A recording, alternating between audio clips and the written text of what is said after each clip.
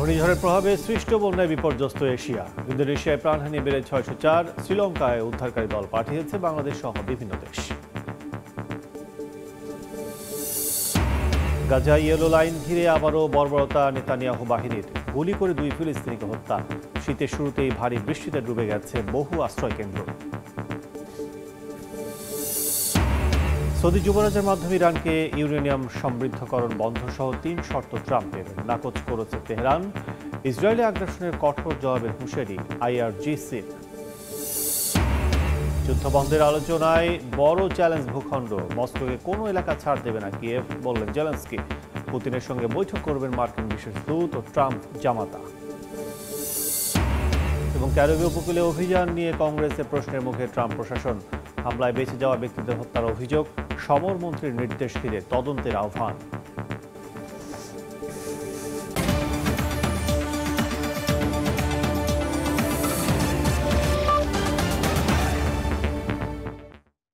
আন্তর্জাতিক সময়ের সঙ্গে আছি আমি কাজল আব্দুল্লাহ। ঘূর্ণিঝড়ের প্রভাবে সৃষ্ট বন্যায় বিপর্যস্ত এশিয়ার বিভিন্ন দেশ। গত কয়েকদিনের টানা বৃষ্টিতে বন্যার কবলে ইন্দোনেশিয়া, শ্রীলঙ্কা, থাইল্যান্ড ও মালয়েশিয়ার বিস্তীর্ণ অঞ্চল। ভয়াবহ দুর্যোগে ইন্দোনেশিয়ায় প্রাণ হারিয়েছেন 604 জন, এখনও নিখোঁজ অন্তত 464 জন। এদিকে শ্রীলঙ্কায় চলমান বন্যায় আন্তর্জাতিক সহায়তার আহ্বানে সাড়া দিয়ে উদ্ধারকারী দল পাঠিয়েছে বাংলাদেশ, ভারত, পাকিস্তান ও জাপান।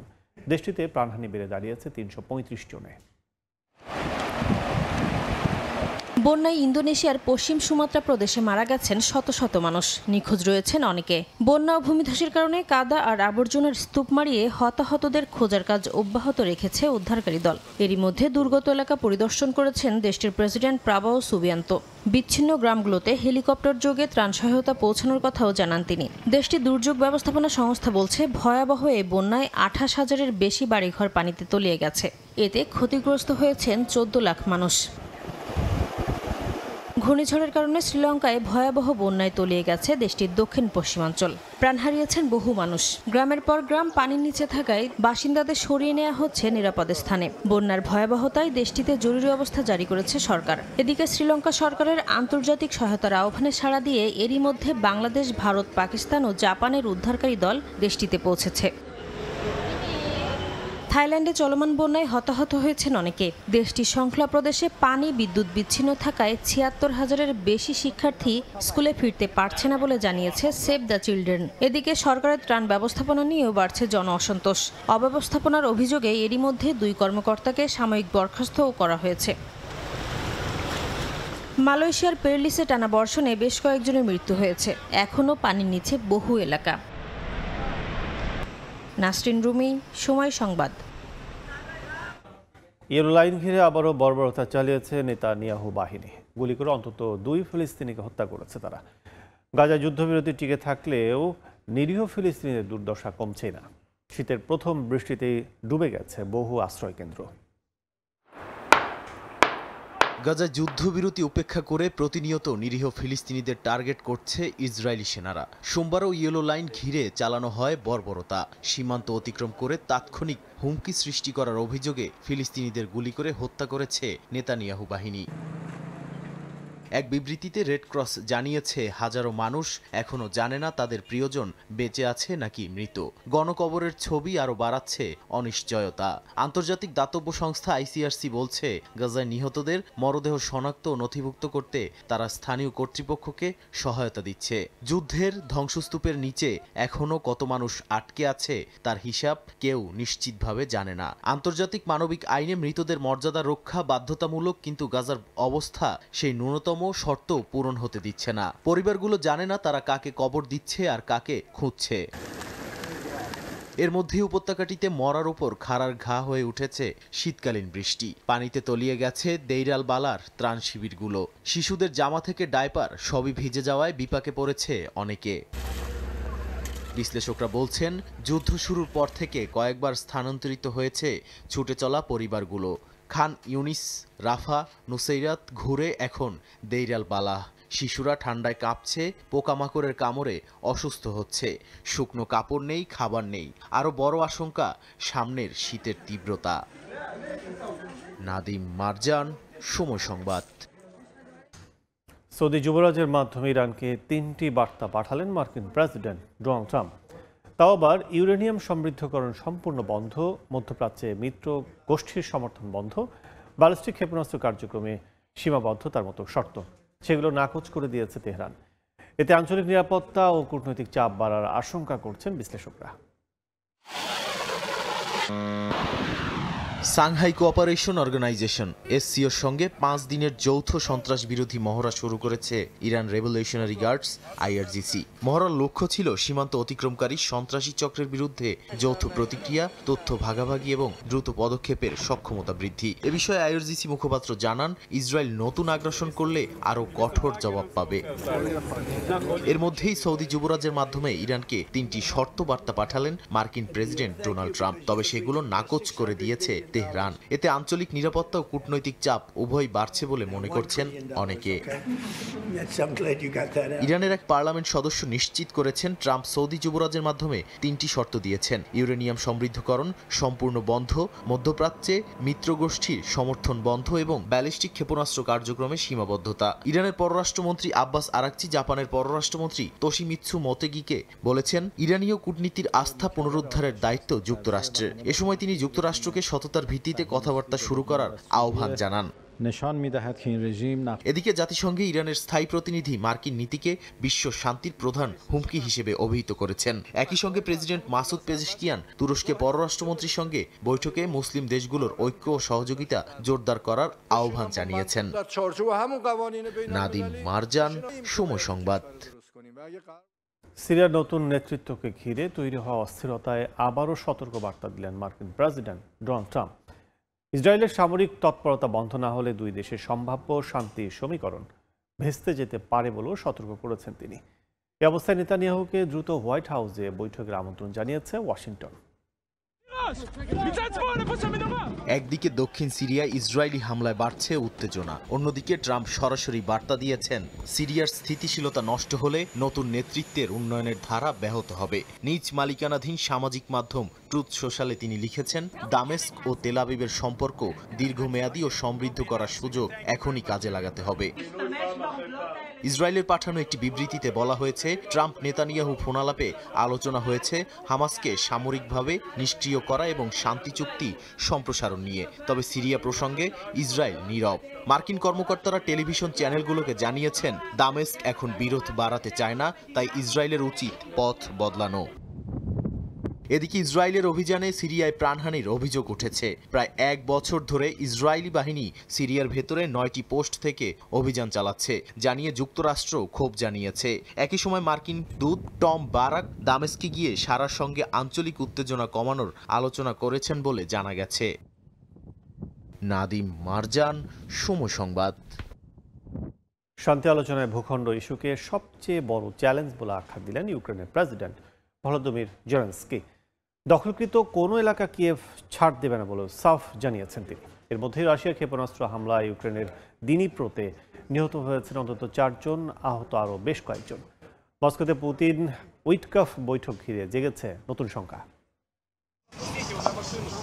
পূর্ব মধ্য ইউক্রেনের দিনিপ্রোতে স্থানীয় সময় সোমবার রুশ ক্ষেপণাস্ত্র হামলায় ধ্বংসস্তূপে পরিণত হয় একটি বিশ্ববিদ্যালয় ভবন। বিস্ফোরণে উড়ে যায় জানালা, ছড়িয়ে পড়ে ধ্বংসাবশেষ। ক্ষতিগ্রস্ত হয়েছে শিল্প কারখানা, মেরামত কেন্দ্র সহ বহু স্থাপনা।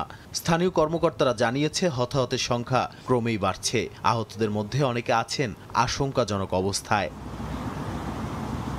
এই হামলার মধ্যে ইউক্রেন যুদ্ধের শান্তি প্রচেষ্টায় চলছে নতুন তৎপরতা। প্যারিসে ফরাসি প্রেসিডেন্ট ম্যাখোর সঙ্গে বৈঠকে জেলেনস্কি বলেন, শান্তি আলোচনায় সবচেয়ে বড় চ্যালেঞ্জ হচ্ছে ভূখণ্ড ইস্যু। দখলকৃত কোনো এলাকায় ছাড় দেবে না কিয়েভ।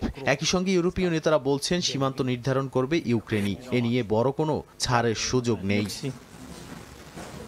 এদিকে ওয়াশিংটনও চাইছে যুদ্ধের দ্রুত অবসান। ফ্লোরিডায় মার্কিন ও ইউক্রেনীয় প্রতিনিধিদের বৈঠককে খুবই ফলপ্রসূ বলছে হোয়াইট হাউস। এছাড়া মস্কোতে পুতিনের সঙ্গে বৈঠকে বসবেন মার্কিন বিশেষ দূত স্টিভ উইটকফ ও ট্রাম্প জামাতা জ্যারেড কুশনার, যেখানে তুলে ধরা হবে যুক্তরাষ্ট্র ইউরোপের আলোচনার ভিত্তিতে তৈরি নতুন নিরাপত্তা নিশ্চয়তার নকশা। অন্যদিকে রুশ সামরিক অগ্রগতির দাবি তুলে ক্রেমলিন জানিয়েছে পোক্রোভস্ক ও ভভোচান্স্ক দখল করা হয়েছে, যদিও এসব দাবি অস্বীকার করেছে কিয়েভ। একই সময় তুরস্ক সতর্ক করছে কৃষ্ণ সাগরে বাণিজ্যিক জাহাজে হামলা গ্রহণযোগ্য নয়। যুদ্ধ এখন সামুদ্রিক নিরাপত্তাকেও হুমকির মুখে ফেলছে। নাদিম মারজান, সময় সংবাদ। আন্তর্জাতিক সময় আরও থাকছে। অভিবাসন নীতিতে কড়াকড়ি তালিম, সামান্য অপরাধেও নিজ দেশে ফেরত পাঠানো হচ্ছে অবৈধদের। আইন মেনে চলার আহ্বান প্রবাসী বাংলাদেশিদের।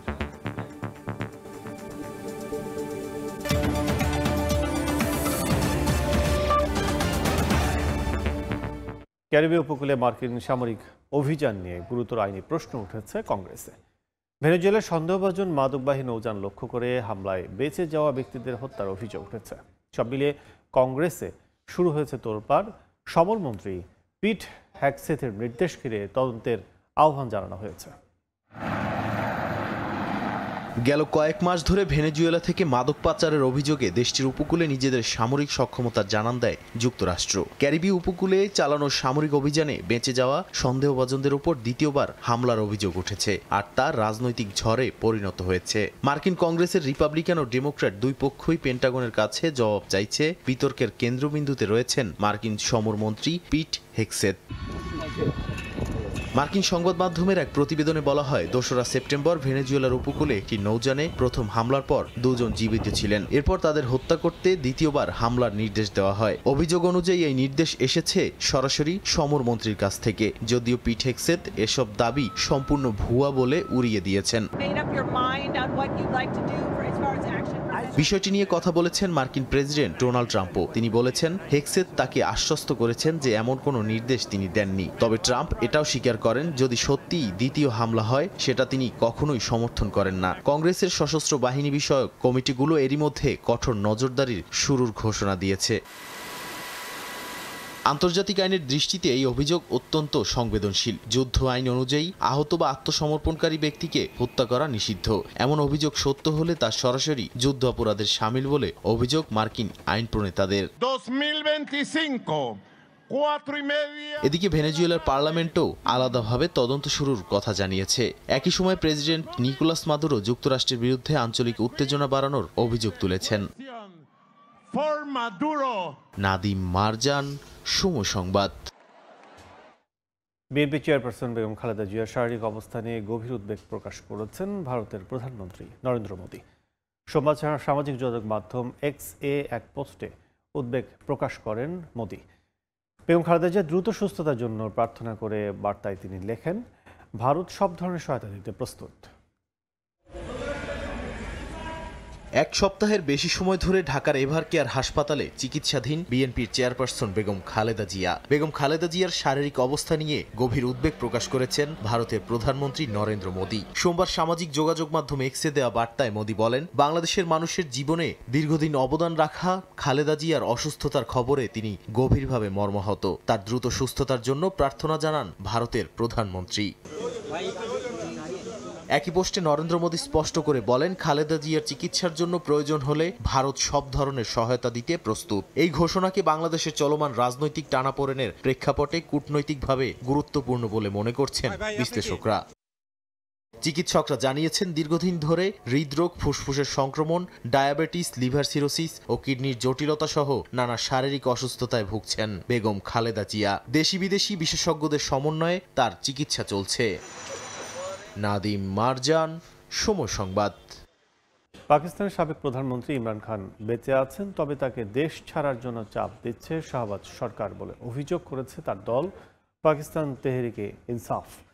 কারাবন্দী ইমরানের সঙ্গে সাক্ষাতের দাবিতে মঙ্গলবার ইসলামাবাদ হাইকোর্টের সামনে বিক্ষোভ কর্মসূচি পালনের ঘোষণা দিয়েছে পিটিআই। এমন অবস্থায় ভারতীয় গণমাধ্যমে ইমরান খানের বোনদের দেয়া বক্তব্যে সমালোচনার ঝড় উঠেছে পাকিস্তানে। কয়েকদিন ধরে সাবেক প্রধানমন্ত্রী ইমরান খানের মৃত্যুর খবর নিয়ে উত্তাল পাকিস্তানের রাজনৈতিক অঙ্গন। এমন অবস্থায় তার বেঁচে থাকার কথা নিশ্চিত করেছেন পাকিস্তান তেহরিকে ইনসাফ পিটিআইয়ের সিনেটর খুররম জিশান। জানান, সাবেক প্রধানমন্ত্রী বর্তমানে আদিয়ালা জেলে বন্দী আছেন। কারাগারে ইমরান খানকে একা রাখা হচ্ছে উল্লেখ করে তাকে পাকিস্তান ছাড়ার জন্য সরকার চাপ দিচ্ছে বলেও অভিযোগ করেন এই পিটিআই নেতা। এ সময় শাহবাজ সরকার ইমরান খানের জনপ্রিয়তায় আতঙ্কিত বলেও মন্তব্য করে ওই সিনেটর। এমনকি পরিবার, আইনজীবী এবং পিটিআইয়ের সিনিয়র নেতৃত্বের সঙ্গে ইমরান খানকে সাক্ষাতের অনুমতি দেওয়া হয়নি বলেও দাবি করেন খুররম। সরকারের এমন কর্মকাণ্ডকে মানবাধিকার লঙ্ঘন বলেও উল্লেখ করেন তিনি। কারাবন্দী ইমরান খানের সঙ্গে সাক্ষাতের দাবিতে মঙ্গলবার ইসলামাবাদ হাইকোর্টের সামনে বিক্ষোভ কর্মসূচি পালনের ঘোষণা দিয়েছেন পিটিআইয়ের খাইবার পাখতুনখোয়া প্রদেশের মুখপাত্র আদিল ইকবাল। দলের বিরুদ্ধে যে কোনো বেআইনি পদক্ষেপের জবাব দেওয়ার হুঁশিয়ারি দেন এই পিটিআই নেতা। এর আগে আদিয়ালা কারাগারের সামনে ইমরান খানের সঙ্গে দেখা করার দাবিতে টানা 16 ঘণ্টা অবস্থান ধর্মঘট পালন করে পিটিআই দলের নেতারা। এদিকে পাকিস্তান মুসলিম লীগ নওয়াজের দ্বিমুখী আচরণ নিয়ে পাল্টা সমালোচনা করেছেন ইমরান খানের বোন নুরিন নিয়াজি। বারবার ভাইয়ের সঙ্গে সাক্ষাৎ থেকে বঞ্চিত হয় বিদেশি গণমাধ্যমে সাক্ষাৎকার দিয়েছেন বলেও জানান তিনি। ইমরান খানের বোনদের ভারতীয় গণমাধ্যমে সাক্ষাৎকারের সমালোচনা করেছেন পাকিস্তানের তথ্যমন্ত্রী আত্তাউল্লাহ তারার। পাকিস্তান সরকারের বিরুদ্ধে কথা বলায় তীব্র নিন্দা জানান তিনি। নাসরিন রুমি, সময় সংবাদ। যুদ্ধ আর ভূ রাজনৈতিক উত্তেজনার মাঝে রেকর্ড মুনাফা করেছে অস্ত্র উৎপাদনকারী কোম্পানিগুলো। স্টকহোম ইন্টারন্যাশনাল পিস রিসার্চ ইনস্টিটিউটের নতুন এক রিপোর্ট বলছে 2024 সালে বিশ্বের শীর্ষ 100 অস্ত্র প্রস্তুতকারী প্রতিষ্ঠানের আয় পৌঁছেছে প্রায় $679 বিলিয়ন। এই তালিকায় এগিয়ে রয়েছে ইউরোপ যুক্তরাষ্ট্রের কোম্পানিগুলো। চীনের কারণে এশিয়া ওশেনিয়ার সামগ্রিক আয় সামান্য কমেছে। Stockholm international piece research institute বা সিপ্রির প্রকাশিত রিপোর্ট অনুযায়ী 2024 সালে শীর্ষ 100 কোম্পানির অস্ত্র ও সামরিক সেবার মুনাফা দাঁড়িয়েছে $679 বিলিয়ন। আগের বছরের তুলনায় প্রবৃদ্ধি 5.9%।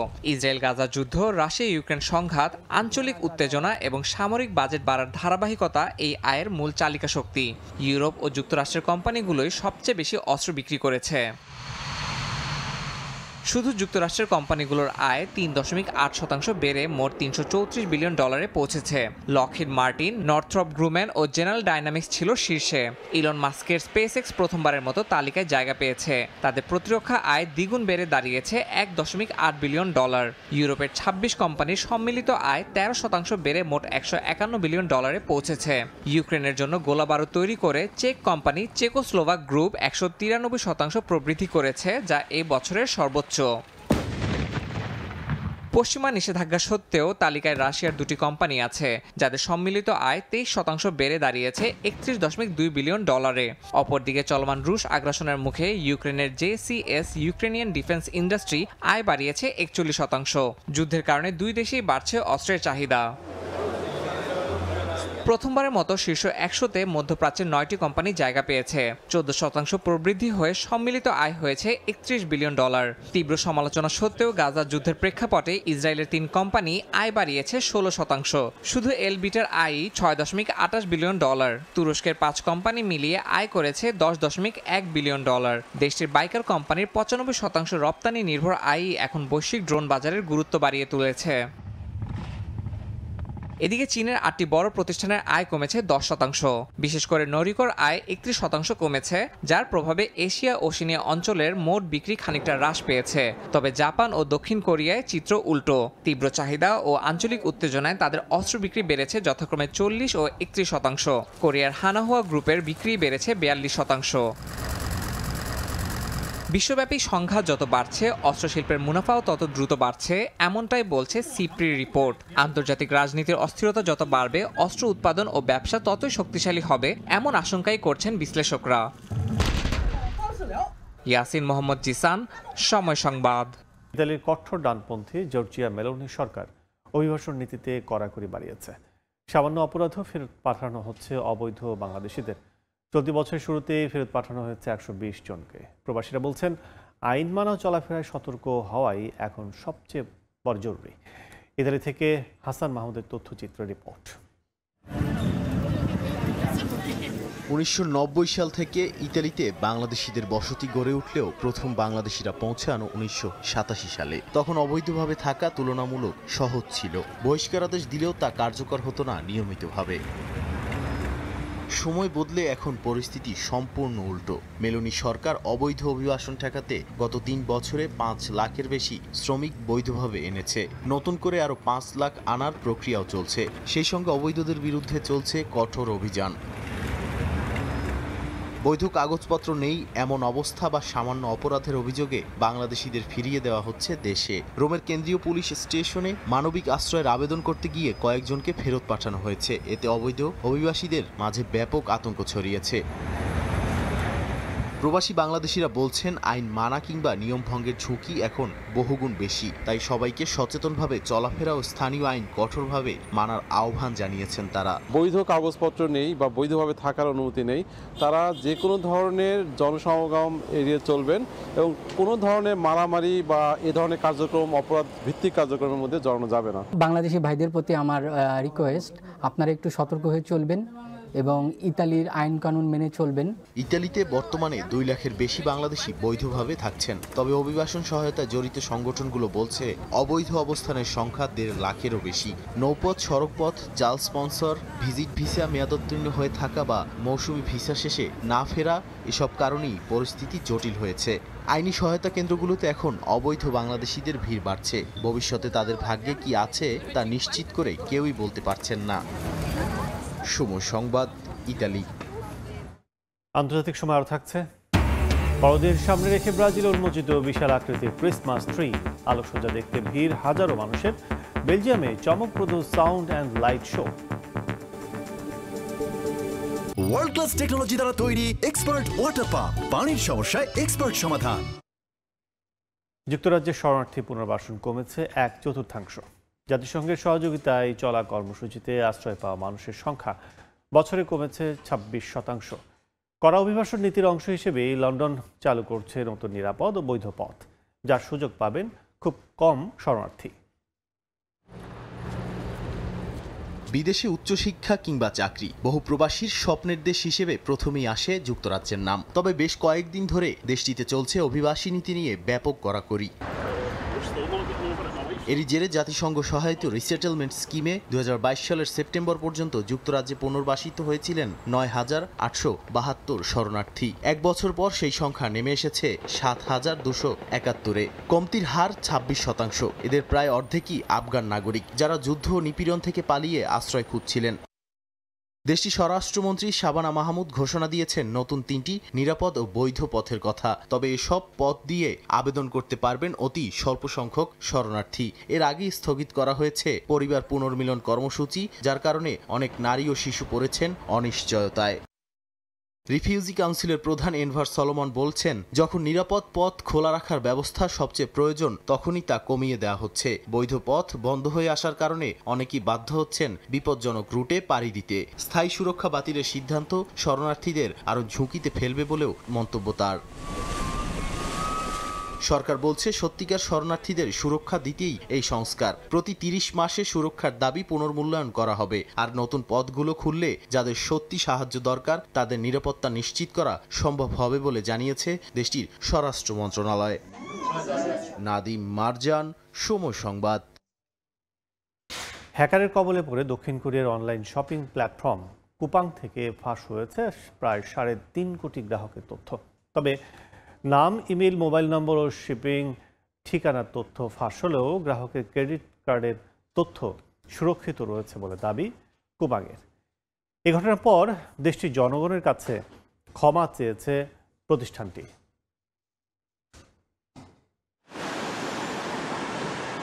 দক্ষিণ কোরিয়ার অ্যামাজন খ্যাত অনলাইন শপিং প্ল্যাটফর্ম কুপাং থেকে ফাঁস হয়েছে 3.37 লাখ ব্যবহারকারীর তথ্য। হ্যাকাররা এই ঘটনা ঘটিয়েছে বলে দাবি প্রতিষ্ঠানটির। দক্ষিণ কোরিয়ার প্রায় অর্ধেক জনসংখ্যার তথ্য ফাঁস হওয়ার এই ঘটনায় গেল রোববার এক সংবাদ সম্মেলনে সবার কাছে ক্ষমাও চেয়েছেন প্রতিষ্ঠানটির প্রধান নির্বাহী পার্ক দেজুন। এই ঘটনায় কুপাংয়ের গ্রাহক ও সাধারণ জনগণের যে কোনো অসুবিধার জন্য আমি আন্তরিকভাবে দুঃখ প্রকাশ করছি। তথ্য ফাঁসের ঘটনা প্রথম 18 নভেম্বর জানতে পারে প্রতিষ্ঠানটি। এদিন 4,500 অ্যাকাউন্টে অনুমোদনবিহীন প্রবেশ শনাক্ত করেন তারা। এরপর অনুসন্ধানে জানা যায় গেল জুন মাস থেকেই শুরু হয় হ্যাকিংয়ের ঘটনা। ধাপে ধাপে করা হয় ব্যবহারকারীদের তথ্য চুরি। হ্যাকাররা দক্ষিণ কোরিয়ার বাইরের কোনো সার্ভার থেকে কুপাংয়ের সিস্টেমে প্রবেশ করেছে। এরপর ব্যবহারকারীদের নাম, ইমেইল, মোবাইল নম্বর ও শিপিং ঠিকানা সহ অন্যান্য তথ্য সংগ্রহ করে। তবে কোনো গ্রাহকের ক্রেডিট কার্ডের তথ্য, পেমেন্ট ডাটা ও লগইন পাসওয়ার্ড ফাঁস হয়নি বলে নিশ্চিত করেছে কুপাং। অন্তরা সেন, সময় সংবাদ। ফিডলট পদ্ধতিতে গরুর মাংস উৎপাদন ও রপ্তানিতে অভাবনীয় সাফল্য পেয়েছে অস্ট্রেলিয়া। তুলনায় কম সময়ে গুণগত মান বজায় রেখে অধিক উৎপাদন সম্ভব এই পদ্ধতিতে। ফলে দিন দিন জনপ্রিয়তা বাড়ছে খামারিদের কাছে। গরুর মাংসের উৎপাদন বাড়াতে অস্ট্রেলিয়ায় ক্রমেই জনপ্রিয় হয়ে উঠছে ফিডলট পদ্ধতি। এ পদ্ধতিতে গরুকে মাঠে না ছেড়ে এমন একটি ঘরে রাখা হয় যেখানে নিয়ন্ত্রিত আলো ও পরিমিত পরিমাণ খাবার খাওয়ানোর মাধ্যমে মাত্র 90 দিনে ওজন বাড়ানো হয় অন্তত 200 কেজি। এতে মাংসের গুণগত মানও উন্নত হয়। এ পদ্ধতিতে গরু লালন পালন করে অস্ট্রেলিয়া পরিণত হয়েছে বিশ্বের দ্বিতীয় বৃহত্তম মাংস রপ্তানিকারক দেশে। গত বছর অস্ট্রেলিয়া 8 বিলিয়ন মার্কিন ডলারের মাংস রপ্তানি করলেও চলতি বছরের প্রথম 9 মাসেই রপ্তানি ছাড়িয়ে গেছে 8.6 বিলিয়ন মার্কিন ডলার। অস্ট্রেলিয়ান ফিডল শিল্প গত 10 বছরে দ্বিগুণেরও বেশি হয়েছে। রফতানি বাজারে উচ্চমানের গরুর মাংসের চাহিদা বৃদ্ধি, যুক্তরাষ্ট্রে খরার কারণে উৎপাদন কমে যাওয়া এবং কিছুটা রাজনৈতিক অস্থিরতা। ফিডলটি আগামী কয়েক বছরে সক্ষমতা বাড়িয়ে 12,000 গবাদি পশু পর্যন্ত নিতে চায়। ফিডলট পদ্ধতিতে অস্ট্রেলিয়ায় বর্তমানে 16 লাখের বেশি গবাদি পশু রয়েছে। তোফাজ্জল হোসাইন, সময় সংবাদ। নানা জটিলতায় দীর্ঘদিন জাতীয় পরিচয়পত্র না মিললেও এবার ভোটাধিকারের সুযোগ পাচ্ছেন কুয়েত প্রবাসী বাংলাদেশিরা। জাতীয় সংসদ নির্বাচনে প্রথমবারের মতো ভোট দেওয়ার সুযোগ পেয়ে ব্যাপক উৎসাহ দেখা দিয়েছে কুয়েতে কর্মরত প্রায় 3 লাখ প্রবাসী বাংলাদেশিদের মাঝে। অন্তর্বর্তী সরকারের এই উদ্যোগকে স্বাগত জানিয়েছেন তারা। কুয়েত থেকে মঈন সুমনের রিপোর্টে বিস্তারিত। দীর্ঘদিন ধরে কুয়েতে বসবাসরত বহু প্রবাসী বাংলাদেশের ছিল না জাতীয় পরিচয়পত্র। অনেকের অভিযোগ ছুটিতে স্বল্প সময়ের জন্য দেশে গিয়ে সরকারি দপ্তরে ঘুরেও কাজ হতো না, ছিল না ভোট দেওয়ার অধিকারও। তবে দীর্ঘদিন পর এবার দৃশ্যপট পাল্টাচ্ছে। জাতীয় সংসদ নির্বাচনে প্রথমবারের মতো ভোট দেওয়ার সুযোগ পাচ্ছে কুয়েতের প্রবাসী বাংলাদেশিরাও। এরই মধ্যে নির্বাচন কমিশন চালু করেছে ভোটার রেজিস্ট্রেশন অ্যাপ। এর সহায়তায় বিশ্বের অন্যান্য দেশের মতো কুয়েত প্রবাসীরা ভোটার হিসেবে নিবন্ধন করছেন। চূড়ান্ত নিবন্ধনের পর ডাকযোগে পৌঁছে যাবে ব্যালট পেপার। বহুদিন পর ভোটার অধিকারের সুযোগ পাওয়ায় ব্যাপক উৎসাহ দেখা দিয়েছে কুয়েতে কর্মরত প্রায় 3 লাখ প্রবাসী বাংলাদেশির মাঝে। প্রবাস থেকে যে ভোটার সুযোগ সুবিধা আসছে এটা খুবই সুন্দর এবং এটার জন্য আমরা ধন্যবাদ জানাচ্ছি যারা এই জিনিসটা করছে, সবাইকে ধন্যবাদ। প্রবাসে থেকেও এবার নির্বাচনে অংশগ্রহণ করতে পারবো, এটা দেখে ভালো লাগছে যে পোর্টাল ভোটিং এর যে সিস্টেমটা চালু হয়েছে বাংলাদেশে, এই জন্য সিস্টেমটাকে নিয়ে আমরা আনন্দিত। সরকার যে ব্যবস্থাটা করেছেন ইলেকট্রনিক্স ভোটের ব্যাপারে, এখানে অনলাইনে ভোটিংটা যেহেতু দিয়েছেন, ইনশাল্লাহ আমরা সবাই স্বতঃস্ফূর্তভাবে ভোট দেব। দীর্ঘদিন বিদেশের মাটিতে থাকলেও দেশের রাজনীতির সঙ্গে যুক্ত থাকতে চান প্রবাসী বাংলাদেশিরা। তাদের সেই প্রত্যাশা পূরণের পথে বড় পদক্ষেপ এই অনলাইন ভোটার নিবন্ধন ব্যবস্থা। অন্তর্বর্তী সরকারের এই উদ্যোগকে স্বাগত জানিয়েছেন কুয়েত প্রবাসীরা। মঈন সুমন, সময় সংবাদ, কুয়েত। যুক্তরাষ্ট্রের লস অ্যাঞ্জেলেসে মোটর শোভাযাত্রার বর্ণাঢ্য আয়োজনে এবার মহান বিজয় দিবস উদযাপন করবে প্রবাসী বাংলাদেশিদের সংগঠন বাংলার বিজয় বহর। শহর কর্তৃপক্ষের সহযোগিতায় সড়ক বন্ধ রেখে আনন্দমুখর পরিবেশে 14 ডিসেম্বর বিজয় উৎসব করার ঘোষণা দেন সংগঠনটির নেতৃবৃন্দ। স্থানীয় সময় রোববার সন্ধ্যায় লস অ্যাঞ্জেলেসের অদূরে অর্টিসিয়ার লিটল ঢাকায় নতুন বিজয় বহরের প্রস্তুতির অনুষ্ঠানে এই ঘোষণা দেওয়া হয়। বিজয় উৎসবে সঙ্গীত শিল্পী নকুল কুমার বিশ্বাস সহ বিভিন্ন শিল্পীরা সঙ্গীত পরিবেশন করবেন বলে সংগঠনের পক্ষ থেকে জানানো হয়েছে। 79 খ্রিস্টাব্দে ভিসুভিয়াসের আগ্নুৎপাতে বহু বছর ধরে পম্পেই নগরীতে চাপা পড়ে আছে বহু প্রাচীন রোমান দেয়ালচিত্র, যেগুলো রোমান ফ্রেন্সো নামে পরিচিত। পম্পের এই ভাঙ্গা অংশগুলো জোড়া লাগানোর কাজে ব্যবহৃত হচ্ছে রোবট। এতে রোমান ফ্রেস্কোগুলো পাচ্ছে নতুন রূপ। দেয়ালচিত্রের খণ্ড খণ্ড অংশ জোড়া লাগাচ্ছে রোবট। 79 খ্রিস্টাব্দে ভিসুভিয়াসের অগ্নুৎপাতে লাভা ও ছায়ের নিচে বছরের পর বছর ধরে চাপা পড়ে আছে পম্পেই নগরীর অনেক রোমান দেয়ালচিত্র, যেগুলো রোমান ফ্রেস্কো নামে পরিচিত। গুরুত্বপূর্ণ এসব প্রত্নতত্ত্ব জোড়া লাগাতে গবেষকরা এক ধরনের রোবট সিস্টেম তৈরি করেছে, আর এর মাধ্যমে রোমান ফ্রেস্কোগুলো পাচ্ছে নতুন রূপ। 2021 সালে ইউরোপীয় ইউনিয়নের অর্থায়নে রিপেয়ার প্রকল্পের আওতায় শুরু হয় পম্পেইয়ের এই পরীক্ষামূলক উদ্যোগ। ভেনিসের ফোস্কারি বিশ্ববিদ্যালয়ের সমন্বয়ে ইতালির শীর্ষ গবেষণা দল প্রাচীন নগরীর ভাণ্ডারে সংরক্ষিত ভাঙা অংশগুলো পুনর্গঠনের মডেল হিসেবে বেছে নেয়। স্থানীয় সময় বৃহস্পতিবার প্রদর্শনীতে দেখানো হয় কিভাবে রোবট ফ্রেস্কো টুকরোগুলোকে সাজাচ্ছে। প্রকল্পের পরিচালক গ্যাব্রিয়েল জুকরিগেল জানান, অগ্নুৎপাতে চাপা পড়া নগরীর বহু বিখ্যাত শিল্পকর্ম ক্ষুদ্র ক্ষুদ্র খণ্ডে বিভক্ত হয়ে পড়ে আছে, যেগুলো পুনরুদ্ধারে প্রয়োজন ছিল নিখুঁত প্রযুক্তির। কৃত্রিম বুদ্ধিমত্তা বিশেষজ্ঞরা এক ধরনের অ্যালগরিদম তৈরি করেছেন, যার মাধ্যমে রঙের শেড, নকশার ধারাবাহিকতা ও টেক্সচার মিলিয়ে দেয়াল চিত্রের খণ্ডগুলো শনাক্ত করা হয়, অনেকটা পাজল মেলানোর মতো, যে কাজ মানুষের চোখে করা সম্ভব নয়। এই প্রযুক্তি বিশ্বজুড়ে পুনর্গঠন পদ্ধতিতে বড় পরিবর্তন আনবে বলে আশাবাদী গবেষকরা। রাইসা জান্নাত, সময় সংবাদ। শরতের মৌসুমের রূপ বদলে গেছে জাপানের শিনজুকু গিওয়েন পার্কের।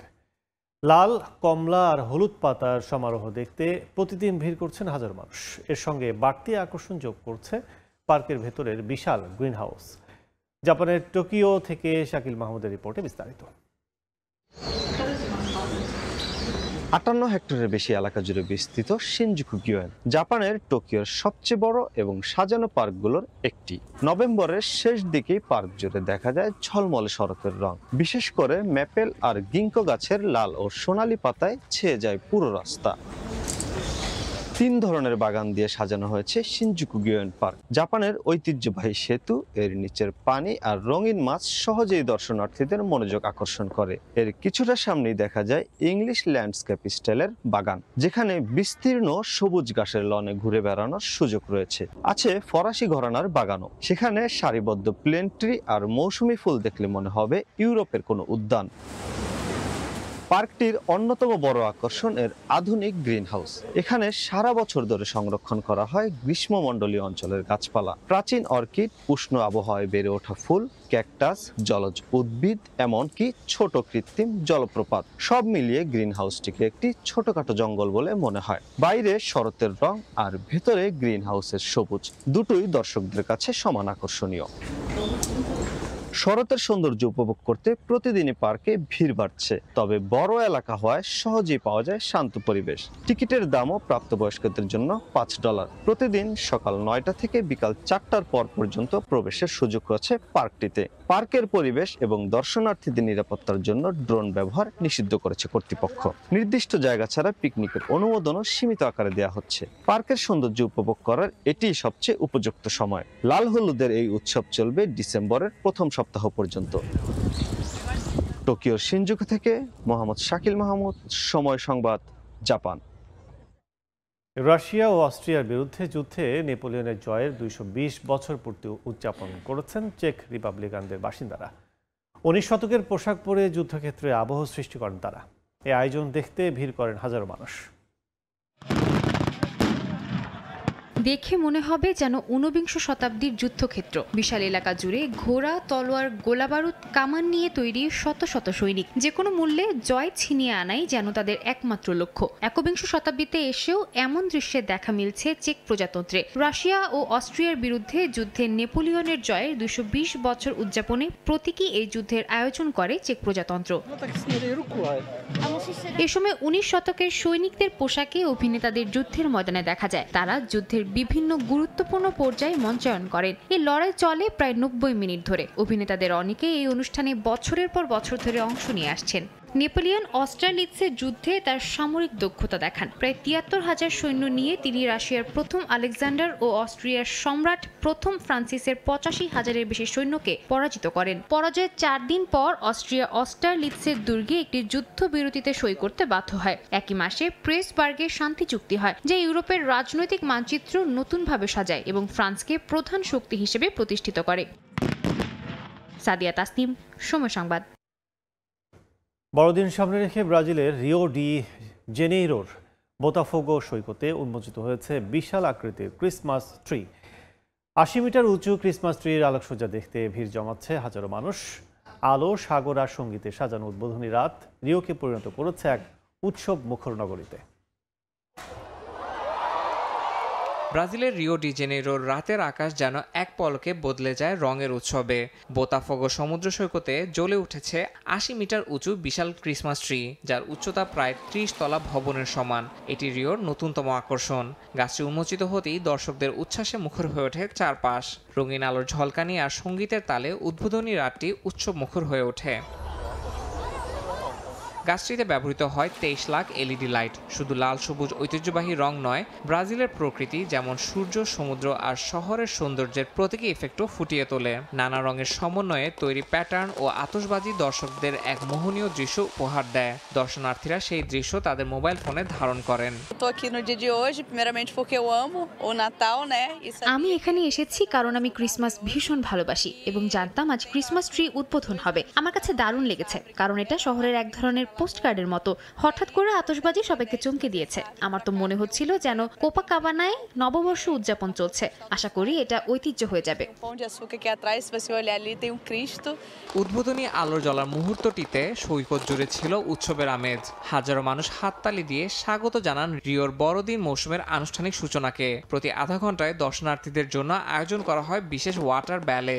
আলো জলের ধারার মিশেলে এই পরিবেশনা তৈরি করে এক অনন্য অভিজ্ঞতা। ইয়াসিন মোহাম্মদ জিসান, সময় সংবাদ। বেলজিয়ামের রাজধানী ব্রাসেলসে আসন্ন বড়দিন উপলক্ষে চলছে চমকপ্রদ সাউন্ড অ্যান্ড লাইট শো, যেখানে ঐতিহ্যবাহী বড়দিনের বিশাল ক্রিসমাস ট্রির পাশাপাশি রয়েছে আরও নানা আকর্ষণীয় আয়োজন। আলোকসজ্জাময় রঙিন উৎসবে উপস্থিত হয়ে উচ্ছ্বাস প্রকাশ করছেন দর্শনার্থী ও পর্যটকরা। সাউন্ড অ্যান্ড লাইট শো চলবে ১ জানুয়ারি ২০২৬ পর্যন্ত। শহরের ব্যস্ত রাস্তা, দোকানপাট, ক্যাফে সবখানেই ঝুলছে ঝলমলে রঙিন আলোকসজ্জা। আসন্ন বড়দিন উপলক্ষে সাউন্ড অ্যান্ড লাইট শো এর এমন মনোরম পরিবেশ ঘুরে দেখতে ব্যস্ত দর্শনার্থী ও পর্যটকরা। এমন চিত্রের দেখা মিলল বেলজিয়ামের রাজধানী ব্রাসেলস শহরের ঐতিহাসিক গ্র্যান্ড প্লাসে। গ্র্যান্ড প্লাসের কেন্দ্রে স্থাপন করা হয় ঐতিহ্যবাহী বড়দিনের বিশাল ক্রিসমাস ট্রি, যেটিকে ঘিরে সেলফি তোলেন দর্শনার্থীরা। পাশেই সাজানো হয় যিশুর জন্মকথা তুলে ধরা কাঠের প্রদর্শনী, যা প্রতি বছরই বড় আকর্ষণ হয়ে ওঠে পর্যটকদের জন্য। পাশাপাশি সিটি হলের সুউচ্চ টাওয়ার জুড়ে আয়োজন করা হয় ৫ মিনিটের লাইট শো, যেখানে আলো, সুর আর রং বদলের বিশেষ ইফেক্ট মিলে তৈরি করছে এক দৃষ্টিনন্দন দৃশ্য। অর্থনৈতিক চাপ ও রাজনৈতিক অস্থিরতার মাঝেও এই উৎসবের আলো স্বস্তি আর আনন্দের মুহূর্ত এনে দিয়েছে বলে জানান স্থানীয়রা। আয়োজকরা জানান ১ জানুয়ারি ২০২৬ পর্যন্ত প্রতিদিন সন্ধ্যায় চলবে সাউন্ড অ্যান্ড লাইট শো। নতুন শো এবং শহর জুড়ে আলোকসজ্জা এবছর আরও বেশি আন্তর্জাতিক পর্যটকদের আকৃষ্ট করবে বলে আশা করছে ব্রাসেলস পর্যটন কর্তৃপক্ষ। অর্জিতা শহীন, সময় সংবাদ। আন্তর্জাতিক সময়ের শীর্ষ সংবাদগুলো জানিয়ে দিচ্ছি আরেকবার। ঘূর্ণিঝড়ের প্রভাবে সৃষ্ট বন্যায় বিপর্যস্ত এশিয়া। ইন্দোনেশিয়ায় প্রাণহানি বেড়ে ৬০৪। শ্রীলঙ্কায় উদ্ধারকারী দল পাঠিয়েছে বাংলাদেশ সহ বিভিন্ন দেশ। গাজা ইয়েলো লাইন ঘিরে আবার বর্বরতা নেতানিয়াহু বাহিনীর। গুলি করে ২ ফিলিস্তিনিকে হত্যা। শীতের শুরুতেই ভারী বৃষ্টিতে তলিয়ে গেছে বহু আশ্রয়কেন্দ্র। এবং ক্যারিবীয় উপকূলে অভিযান নিয়ে কংগ্রেসে প্রশ্নের মুখে ট্রাম্প প্রশাসন। হামলায় বেঁচে যাওয়া ব্যক্তিদের হত্যার অভিযোগ। সমরমন্ত্রীর নির্দেশ ঘিরে তদন্তের আহ্বান।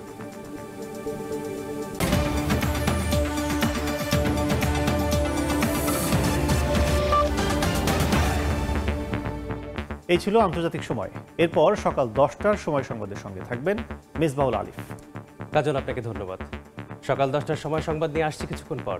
সঙ্গেই থাকুন সময়ে।